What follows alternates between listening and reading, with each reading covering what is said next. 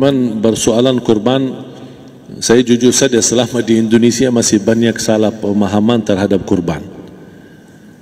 Dan saya pernah berkata, memang Islam kita di Indonesia Islam keturunan. Ya, jadi asal tahu saja. Ya, tapi dari segi belajaran, mohon maaf ya, kita terlalu jauh terhadap pemahaman. Yang saya maksud, kita melaksanakan sesuatu tapi kita sudah belajar, sudah tahu, bukan hanya asal saya dengar, saya lihat, saya bukan sebatas itu, tapi kita punya dasarnya. Dan ini kelemahan kita, di antaranya kurban. Saya pernah mendengar, bukan malah sering mendengar soal kurban dihitungkan beroran. Jadi keluarga suami istri sama 5 anak berarti jumlah 7, wajib sapi. Kalau kurang daripada itu, atau misal suami istri tidak mampu, boleh ini tahun kurban kambing atas nama suami, tahun depan atas nama istrinya. Ini hal keliru sebenarnya.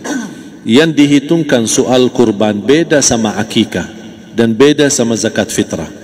Zakat fitrah sama akikah terhitung beroran. Akikah laki-laki 2 kambing, perempuan 1. Kalau tidak mampu boleh. Kalau ada kembar laki sama perempuan berarti 3 kambing. Tapi kalau tidak mampu boleh 1 kambing, tidak masalah. Dan tidak ada istilah sekarang saya kurban tapi nanti sisanya seolah-olah ada hutang sama Allah. Sesuai kemampuan kita. Di antaranya kurban. Kurban hitungannya berkeluarga, bukan beroran. Buktinya Rasulullah SAW dan juga cerita Nabi Ibrahim. Ketika Nabi Ibrahim mau sembelih Nabi Ismail, Allah turunkan apa? Mengganti sembelihan Nabi Ismail dengan ekor kambing dari surga. Berapa ekor kambing? 1. Padahal Nabi Ibrahim punya istri 2 dan anak. Ada istri Siti Hajar dan Sarah. Kemudian anaknya Ismail dan Ishak. Berarti semuanya berapa? 5. Kenapa Allah tidak turunkan 5 ekor kambing? Karena hitungannya memang 1 keluarga.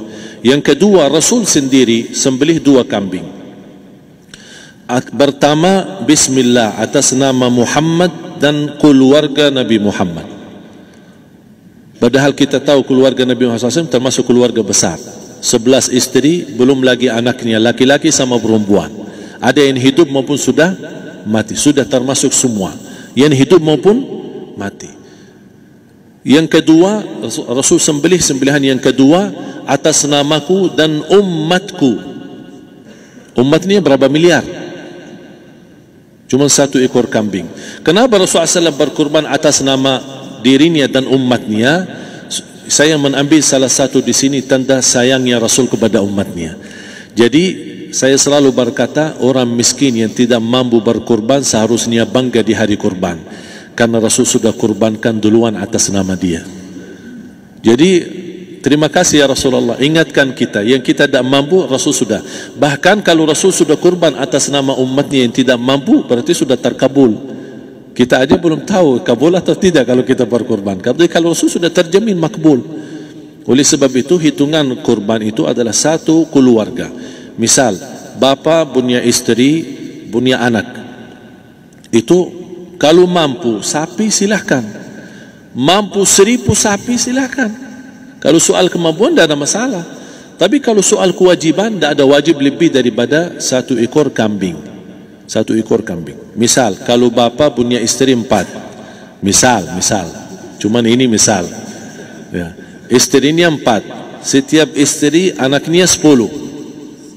Berarti jumlah berapa?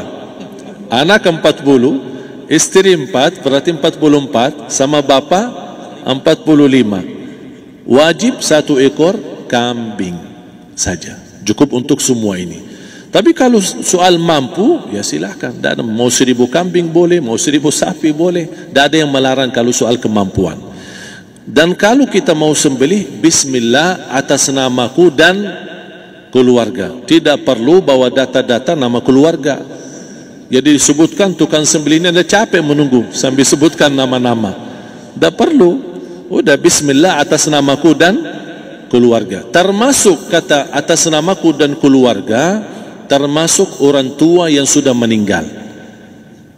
Termasuk orang tua yang sudah, karena kita adalah hasil daripada orang tua. Itu sudah termasuk, tidak perlu kita sebutkan. Ada sebagian ulama membolehkan kalau kita mampu, mau khusus kambing atas nama orang tua, tidak masalah kalau kita mampu. Tapi kalau kita tidak mampu, itu sudah termasuk orang tua kita bersama keluarga besar kita. Ini salah satu kenikmatan, dan ini termasuk juga sedekah yang berguna bagi orang yang sudah meninggal di keluarga kita. Wallahu ta'ala alam. Dan juga masalah panitia, bisa kita mewakili kalau kita tidak mengerti sembelihannya dan tidak mengerti cara bagiannya. Tapi ada satu sunnah yang termasuk kehilangan sunnah ini, adalah banyak yang tidak mau makan dari hasil kurban, padahal itu sunnah Rasul. Dari akikah boleh makan, dari kurban pun boleh makan. Bahkan sunnah SAW dibagi 3. Sepertiga pertama dihadiahkan. Maksudnya kata dihadiahkan kepada orang kaya. Misal tetangga saya tapi orang kaya, dia bukan miskin, tapi boleh saling hadiah. Karena inti daripada hadiah silaturrahim.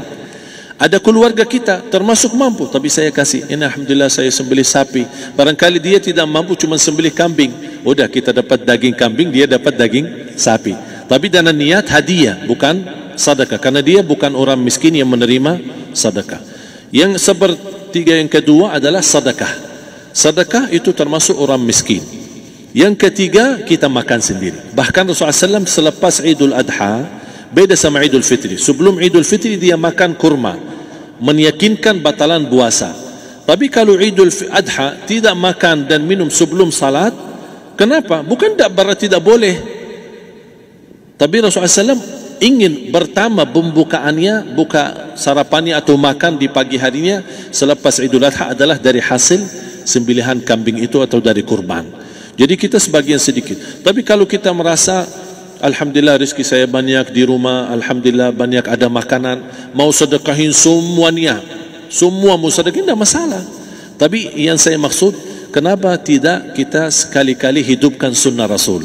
Jadi sebagian, walaupun ada sebagian sedikit lah, buat istilahnya sama sedikit porsi nasi atau apa, karena kita berhak sebagai kita kurbankan lillahi ta'ala, kita berhak menikmati kurban ini yang lillahi ta'ala supaya kita mendapatkan keberkahannya, bukan hanya orang lain. Terus yang kedua ada masalah pembayaran. Kalau kita wakili panitia, boleh kita pesan sama panitia, tolong sedikit dari kurban saya minta buat saya makan. Itu tidak masalah, kita boleh minta. Dan boleh kita wakili, tapi kita tolong ingatkan, tidak boleh pembayaran hasil sembelihan itu dari kulitnya. Ini menjadi salah satu persoalan di Indonesia. Banyak tukang sembelih datang, ketika kita tawarkan untuk sembelih ini, berapa Pak? Oh, tidak apa-apa, kasih aja kulitnya sama kepalanya. Jangan Anda setuju, jangan Anda terima. Oh maaf, saya tidak bisa. Bapak berapa ongkos sembelihannya? Kita harus sepakat dulu. Tidak, saya ikhlas, tidak apa-apa, seikhlasnya. Tapi yang penting kepalanya sama kulitnya. Itu aja yang saya minta, yang lain tidak apa-apa. Tidak boleh. Tidak boleh. Kenapa? Karena ini kurban. Kata kurban berarti lillahi ta'ala, bukan untuk jual beli. Kalau kita sudah bayar dari bagian kurban, berarti bukan lillahi ta'ala. Harus kita jaga amalan itu. Tapi bagaimana cara jalan keluarnya? Kita harus sepakat, ijab kabul. Sepakat dulu, Pak, saya udah begini, saya kasih untuk sembelihan 50.000. Bapak setuju? Ya udah setuju. Selesai kan? Sudah sembelih, sudah potong, sudah semua. Lepas ini semua, kita kasih ongkos 50.000 ongkos sembelihannya. Habis itu, Pak, kulitnya sama kepala hadiah buat Bapak. Itu tidak apa-apa, tidak masalah.